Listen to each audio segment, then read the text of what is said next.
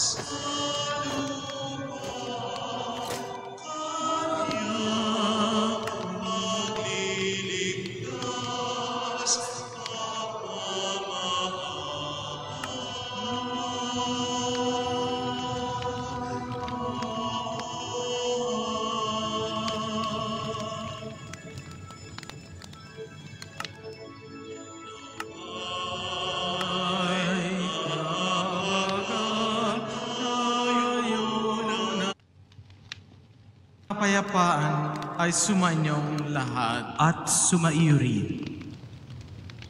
Mga kapatid, ngayong ipinahahayag din ang Panginoon Jesus ang salita ng pagpapatawad sa atin at inaayahan niya tayo sa pagbabago. Buksan natin ang ating mga puso upang matulungan tayo ng biyaya ng Diyos. Ipagkatiwala natin ang ating mga kapatid, lalo ng iyaong mga nalayo sa nasa Diyos, upang sa 24 ng oras ng ito nakalaang na muling pakikipagkasundo sa isang natatanging paraan.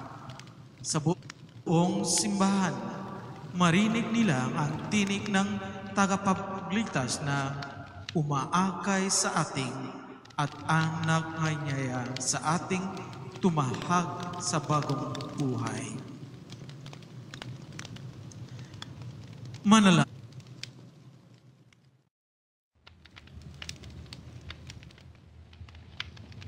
Sampalataya kay Hesukristo, tinamasa natin ang kagandahang loob ng Diyos at tayo'y nagagalak dahil sa pag-asang tayo'y makakabahagi sa Kanyang kaluwalhatian.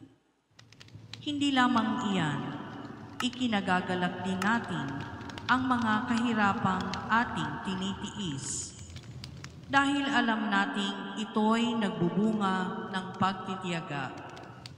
At ang pagtitiyaga ay nagbubunga ng mabuting pagkatao. At ang mabuting pagkatao ay nagbubunga ng pag-asa.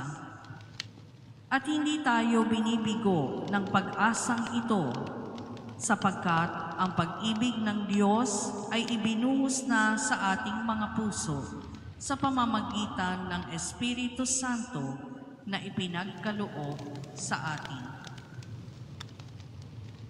Ang salita ng Diyos. Salamat sa Diyos.